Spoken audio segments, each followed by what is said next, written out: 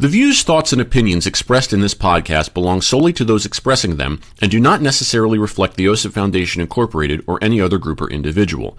This podcast may contain dialogue or subject material that could be considered for mature audiences only. All aspects of how you play the game and the OSIP Foundation Incorporated are protected by copyright and other state and federal intellectual property laws. Unauthorized use without the express written consent of the OSIP Foundation Incorporated is strictly prohibited. If you're interested in sponsoring How You Play the Game, please email us at podcast@osipfoundation.org. Your sponsorship may be tax deductible. So I go to open up the Zoom window, and at the top there's an ad, and it says, let me see if it's still up there, it says, you could use a bigger room. And I'm just thinking to myself, just free real estate? Like, there's 2 bedrooms, no rugs, there's a pool in the back? There isn't a blue pill large enough. Yeah. For that. Yeah. I mean, a bigger room. I'm not holding on to these. They're for your bigger room. Intravenous blue pill. The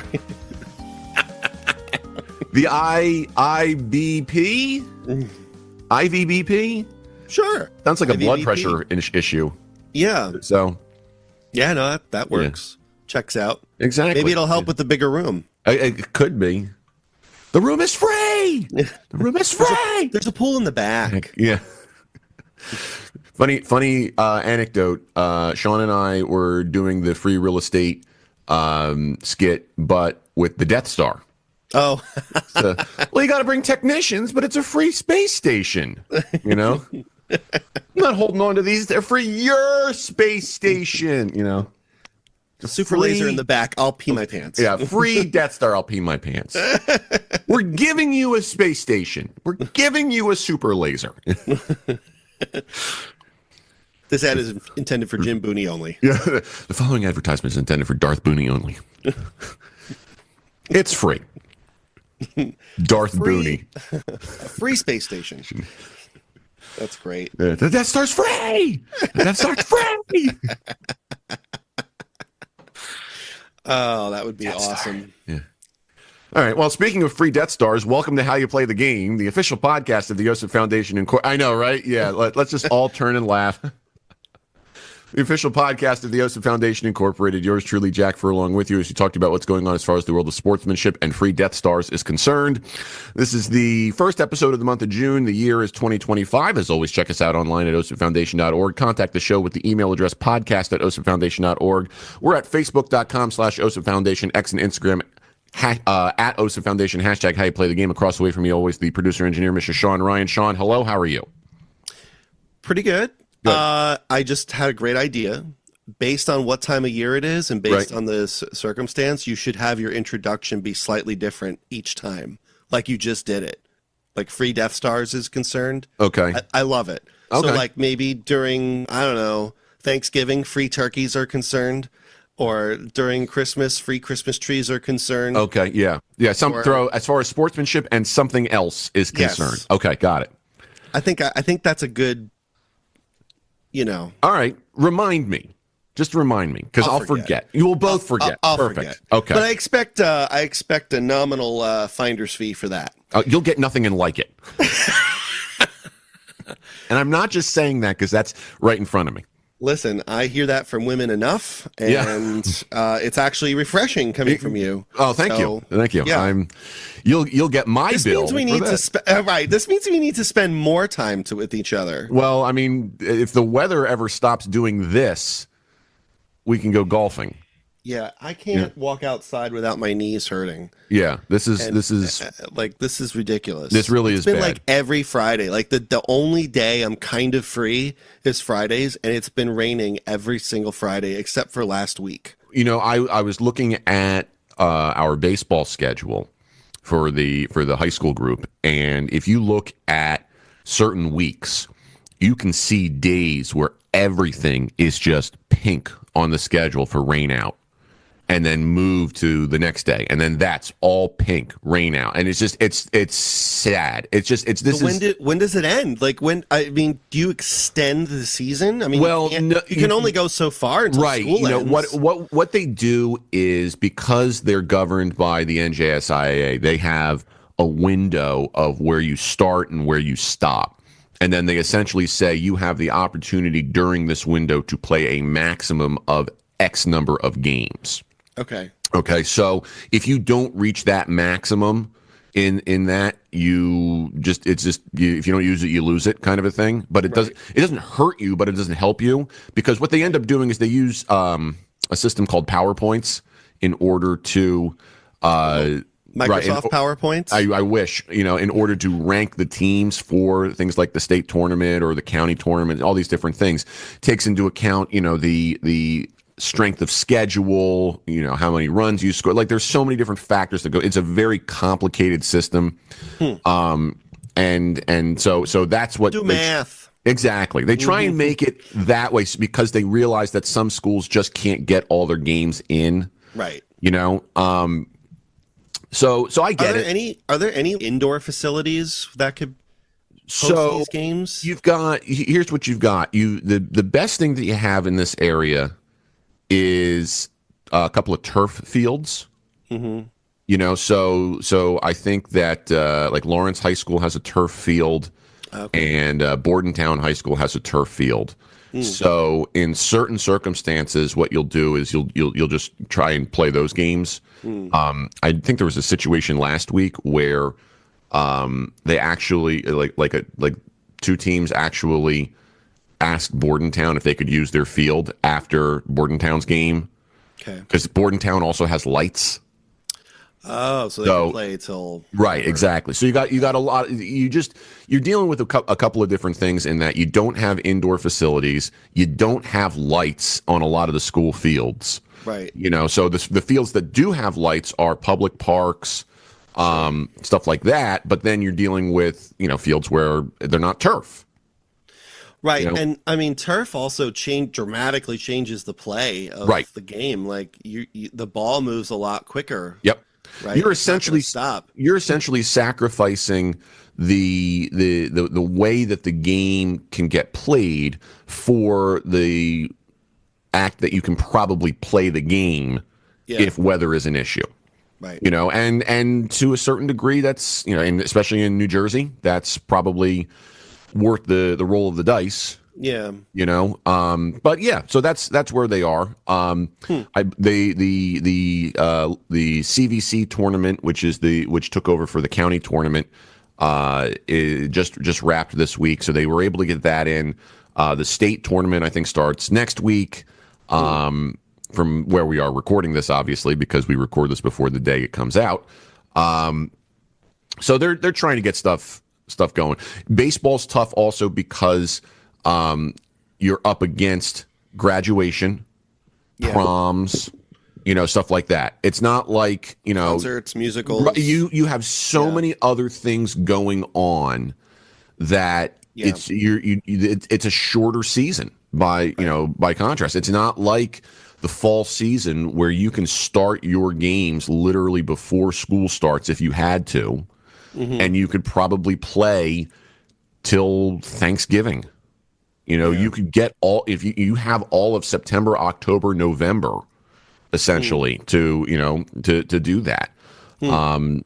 With baseball, for example, you have March, April, and May, but March is all scrimmages. So your regular season is only 2 months long. And you have spring break anyway. And you have spring break. And you've got Memorial Day, which they want everything try to be wrapped up by then. Easter. You've got so many things. It is a tough. And if you look at other state associations, like go down to Florida, they start playing baseball a lot earlier and get a lot more in. So it is a different beast. It is a different beast. But you just you play the hand you're dealt here in New Jersey. It's not it's what are you going to do? Yeah. So not the end of the world. Could always be worse. Right. So but anyway, so rain sucks. That's the message today. Yeah. Anyway, moving on. So our topic today is something that has happened in the world of basketball. And if you have been following basketball, the NBA on this side of the country, you've got the Eastern Conference Finals going on with the Knicks and the Pacers. The Knicks got here by knocking off the Celtics in a pretty big upset. The Pacers knocked off the Cavaliers. So you've got a very intriguing series in the Eastern Conference Finals. So anyway, we get to this point, and if I'm doing my math correctly here with calendars, what essentially happened was following the Knicks game, where they eliminated the Celtics. Let's see here. Yeah, it says here, a man whose name was, let me find the name here, Hans Perez. Okay, he was in New York, and following the victory of the Knicks over the Celtics, Perez was wearing a Pacers jersey on the streets of New York City with Tyrese Halliburton on it, essentially, just walking around. And according to what happened here, he was followed on the streets by a large crowd of Knicks fans who were celebrating, and he got hit twice with bags of garbage. And then, as he continued to try and walk away, the crowd followed him and heckled him, and the clips of all of this have gone viral on social media. So, as a result of that, on the Pat McAfee show a couple of days later, Perez was invited on the show, showed that he discussed the situation.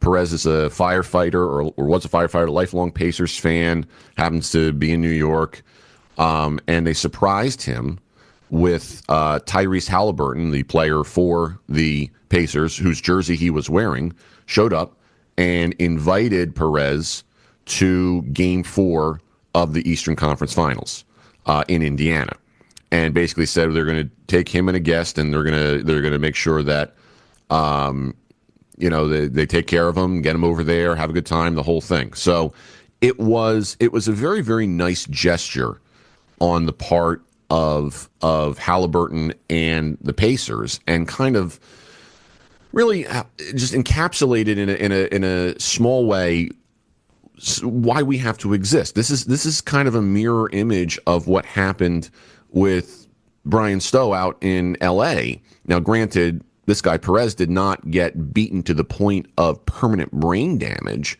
but again, he's wearing the wrong jersey, so to speak, the jersey of the opponent, who they didn't even play yet at the time. Okay, and he gets pelted with garbage and heckled and harassed as he's just walking through New York. Right. That's pretty messed up. Yeah. To kind of follow it up, I was chatting, I was doing some research, I was chatting with some other basketball people and whatnot.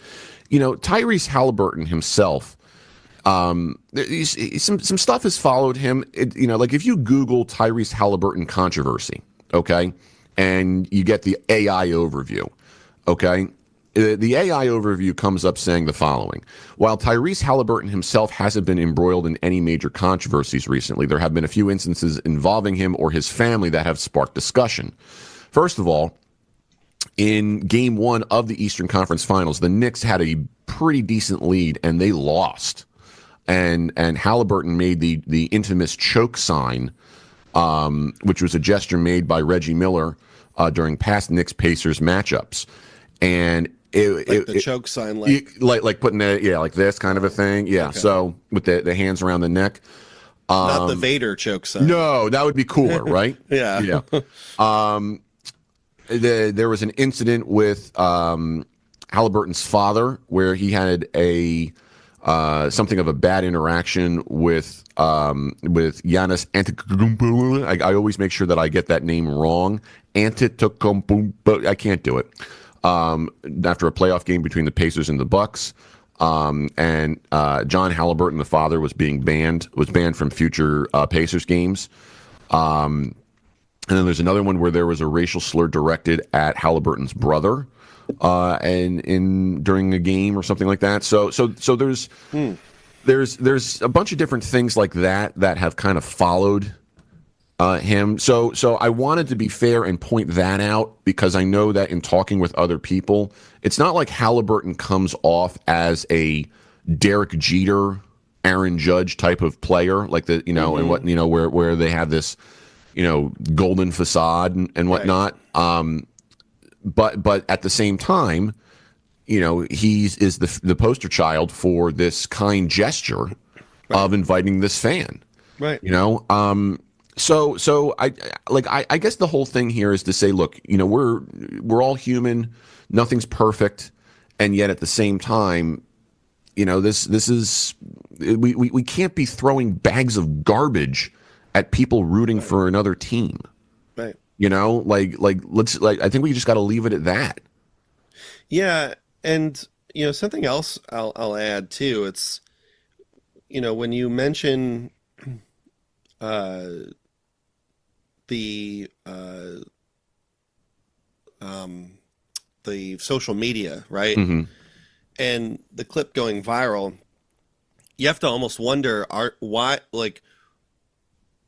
who was the person taking these videos, and why weren't they doing anything right to help? One, two, were they doing this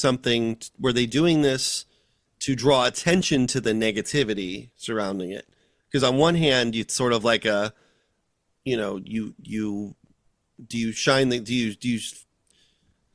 you shine the light on the crowd in order to show how bad they are and say, hey, you know what, this is no good, this is shame on them, which okay, that's good to help make people aware of it? Or were they on the same side as the crowd? Right. Were they part of the crowd? Right. Trying to get clicks for that. There were multiple videos and multiple different points of view about it. I mean, I haven't seen any of the videos, but I would imagine that, in this day and age, it's like everyone is so quick to take a video instead of actually doing something. Right. And helping, even if that means taking Perez aside and, or just like defending him to some degree. I mean, obviously you can't do much, or call the police. Right. You can't do much in the moment, but you can at least step between them and the crowd and be like, hey, this isn't right. Like, this is ridiculous. Yeah. I feel like the only counter argument to that, and that's not to invalidate your argument, because I think you're 100% correct. The only other argument or side of it that I could see is that, okay, so you've got bags of garbage being thrown at this guy, right? So that kind of invokes the possibility of violence, right? So as a result of that, someone who's a third party, if we go on the assumption that they are not part of the crowd that is doing this, they're a innocent third party. Right. Perhaps they think, okay, if I get this captured, I'm doing my part because I at least have evidence, or I'm trying to show that this is wrong. So because perhaps you can invoke this idea that if there's violence involved, I don't want to get myself in a place where I could be assaulted. Right. I'm not going to invite the assault onto me. That's just kind of like a natural human reaction. Yeah. So I'm not defending it from the standpoint of, this is the only thing that could have been done, but I am just trying to provide a reason as to think, okay, could this be a line of thought? And moreover, if these guys realized they were being filmed, they must not have cared at all. Like, or I don't know, they just have no shame whatsoever. I mean, we could always ask, or infer maybe alcohol was involved at that point. I would imagine that some sort of mind-altering substance was involved. Something could be added to that. Yeah. So again, that's speculation, but right. But there's sportsmanship at every level of this conversation, from the people taking the video, from how people react to Halliburton and his response, and then his accusation and his controversies. Yeah. Whenever you have a situation like this, it's a multi-pronged effect that ripples through the water. It's always going to cause something else to happen, and it's going to cause different facets of different aspects of sportsmanship to come through. Right. and I think they all need to be examined because, it's an introspective on the human psyche and how we react to things. And I feel like Halliburton, despite his controversies, did the right thing. And I mean, he didn't have to do anything. Right. That's he went very out true. of his way to help this guy. And I think it was a kind gesture, and you kind of have to, look at the controversy surrounding him and sort of, put time into perspective. I mean, how long ago did these controversies occur? Well, the choking thing happened recently after all of this happened. Okay. And the thing with his dad happened earlier in the playoffs this year. So I think, to me, it's more about the fact that, like, we want to see the forest for the trees here. Okay. Yeah. It's more about the idea that, you just there's no perfect person, first of all, but secondly, the NBA basketball in general, like professional basketball, I should say, men's professional basketball, the NBA specifically, has become a soap opera. Okay, these stories, the way that people act, the way that teams are created, it's almost like watching a variation of professional wrestling to a particular degree. Okay, it's not. It is a completely different game than the WNBA, although there are aspects of that are slowly moving. As the WNBA grows, it slowly moves towards being more and more like the NBA. And college basketball is significantly different. But again, now you're seeing men's college basketball move slowly towards that from a different angle and a different speed. It's like women's college basketball is all that's left, and that's not even 100% innocent. Right. It's just the sport itself, the way that it is played and the way that the makeup that surrounds it at all different levels kind of comprises why I look at it and go, I'm not drawn to it the same way. It's not baseball. Football has the same level of that, but the game is entertaining in a different way.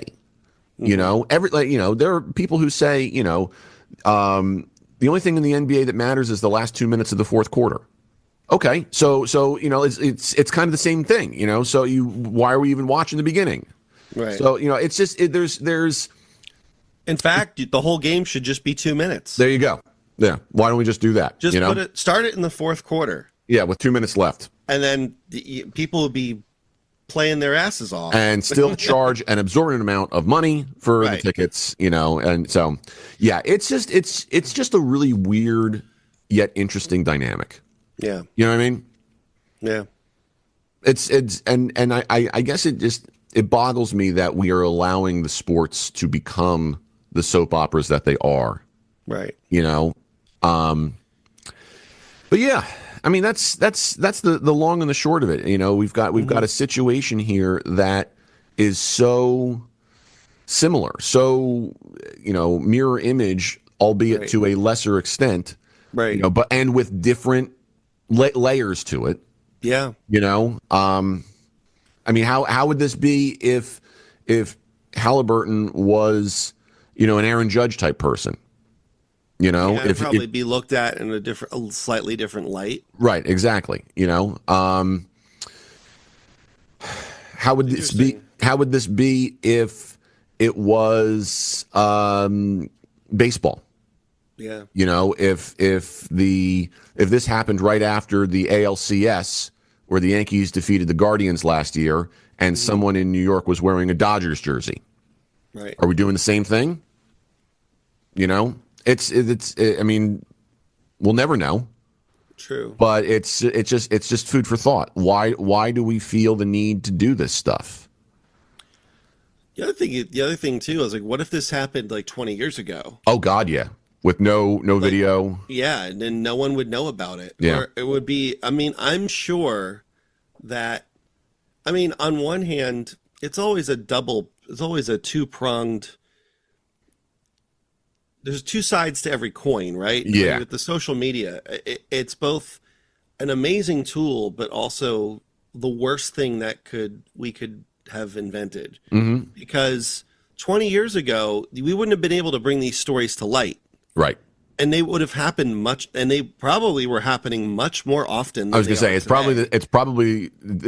these have probably been happening since the dawn of man. It's just that now we have the technology and the wherewithal to know about it. And probably the instances of violent fans, I mean, it might not seem this way. It may have gone down because people are realizing, oh, I could be filmed at any time. Yeah. And, you know, aside from alcohol, I have to control my, you know, inhibitions, because alcohol can still, no matter what, right, you know, whatever. But like, you know, a lot of people are more careful now as a result of this. It's funny, which could be a good thing. I was going to say, it's funny you say that, because that spins it a different way, in that because of this technology, because of the ability for us to see this the way that we do, the number of instances may have gone down, and yet the instances that remain may have increased in prevalence or importance or just general nature. Like, you might have gone, let's just say before this, you would have 100 incidents a year, but they're all, you know, kind of the same level. All right, now you might be down to 10 incidents a year, but those 10 incidents are really violent. Right. You know, so what's better here? Yeah. I mean, yeah, right. I'm happy for the 90 people who don't have to deal with this now. But then those 10 unlucky people, right, you know, have to go through it a little differently. Although then you can make the argument of, well, those 10 people though now have more support. You know, just the stakes are different. Right. You know, they have increased in both good and bad ways. And we're making a lot of assumptions as we do that too. So I understand that the argument itself is not 100%. It's not concrete. No. But it's interesting food for thought, because again, you know, we, as one of our tenets here for OSIP, is that sportsmanship can affect the fan, the player, the official, the parent, coach, and the media, right? So the media plays a bigger part of this, a bigger part now more than ever.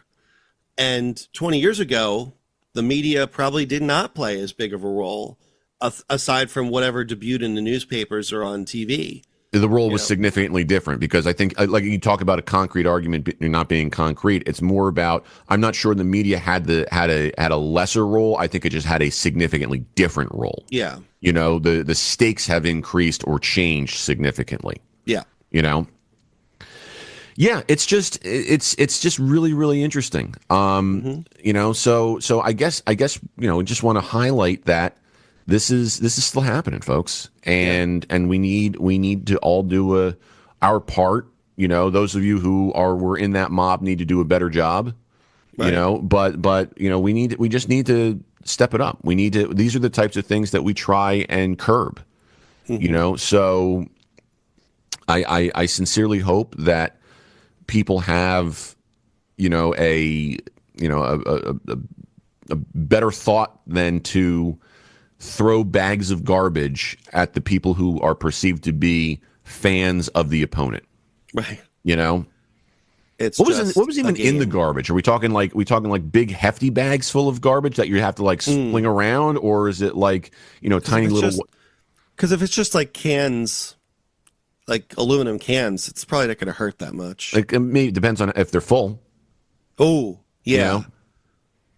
But if it's just like, you know, paper towels or something. Right. Yeah. I don't know. Are we talking dirty garbage? Are we talking Garbage, the band that sang the Bond theme song in 1999? You know, like. Well, if they're throwing actual band members at Perez, then that might be a problem. That would be worth getting captured on video. Yes. You know? Right. That would be worth like a Family Guy clip, I think. Yes. You know? They threw garbage at this guy, and they go, here's Shirley Manson. Ah. Yeah, that would hurt. Yeah. Well, especially if like she had like sharp nails, or she's wearing high heels or something like that, you know? She's pretty thin, right? Yes. So yeah, it might not hurt as bad. It depends on the accessories. Yeah, that's which true. which is the title of my new book. Yeah. She's wearing a lot of jewelry, long nails. Yeah. Yeah. I don't know. It's a tough call. Yeah. So we've completely shifted the landscape here of this discussion. Yeah. From I mean, this is what really matters, right? Exactly. I mean, this is. Is there a catapult somewhere in the streets of Manhattan for band members? A band of Knicks fans bringing a trebuchet around, just grabbing, pulling it by the front with a rope and just releasing band members. What if they had their instruments with them too? Like, let's put the drummer and the entire drum kit on here. The amps and MIDI keyboards. Forget it. Imagine if the band members were doing this involuntarily. Like they're finally like, hey, what is this? What is this? Oh, we got to throw you at somebody. And you have to tranquilize them first. Exactly. And you gotta, the involuntary garbage toss. It's a new Olympic sport. I mean, I want to meet the guy who built this trebuchet, really. I mean, I'm almost impressed at this point. Like, it's like, what, do they build it in their garage? Like, where do they have garages in Manhattan? Well, I mean, they're doing this in Jersey? Somewhere in Manhattan. This is the Manhattan Project. Okay? Right, exactly. Somewhere in Manhattan, there's a trebuchet in a parking garage somewhere, and they pulled it out just for this occasion. There are 4 mutant Ninja Turtles looking at this, going, I don't know about this, guys. The one wearing purple named Donatello's just like, well, I mean, I think I did the calculations correctly. We have to analyze the trajectory of band parabolic. members. Yeah, exactly. Yeah. Yeah. Can we get the dummy band member in here, for a test run? Either that or they do it. I want you, Perez, to hold perfectly still. Yeah, exactly. Don't go anywhere. Don't move. Maybe if he hadn't moved, I mean, if he just stood there, this probably wouldn't have happened. They would have missed? Yeah. I mean, I don't know. Maybe this crowd, there is, it's motion censored. Like they can't see the guy. They can't see Perez unless he's moving. Right. And then all of a sudden the crowd's like, where'd he go? What is this, a bunch of T-Rexes? You can't see anything unless they move. But then the arms can't pull the trigger or the catapult. They can use their tail. All right. I mean, now we're talking about a bunch of T-Rexes wearing Knicks jerseys, oversized Knicks jerseys, launching members of garbage from a trebuchet. I think this is a great place to end it, to be honest with you. And not only that, I think this is a great movie idea. Yeah. Okay. All CGI. George Lucas, the give us a call. worst CGI ever, though. It has to be like an 8th grader did it. Either that or it should be like Homestar Runner type of animation. Okay.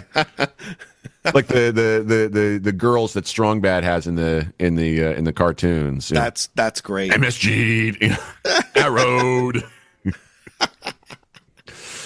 All right. Well, yeah, I think we have properly got this where it needs to be. Yeah. So we'll end it there and leave everybody with that image in their mind. Hope you can sleep tonight, everyone. Having the sweet dreams of T-Rexes in Knicks jerseys throwing members of garbage. From a trebuchet. Yeah. Yes. Okay. Well, great. As always, everyone, you can learn more about this story and others at osipfoundation.org. Okay. You can contact the show to discuss what type of jerseys we want these T-Rexes to wear by using the address podcast@osipfoundation.org. Comment on social media at facebook.com/OSIP if you have any further ideas for this movie plot. Or schematics for the trebuchet. Schematics for the trebuchet, okay? X and Instagram, especially if you're George Lucas and want to get into our DMs, to get involved in this, at OSIP Foundation, #HowYouPlayTheGame. So we'll talk to everybody in a couple of weeks. And until then, hope you can all avoid band members that are flying through the air so that you can treat each other with respect.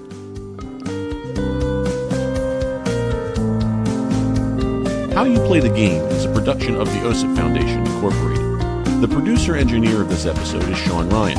Music by Soundspring Studio. The executive producer of How You Play the Game is Jack Furlong. For more information, visit osipfoundation.org.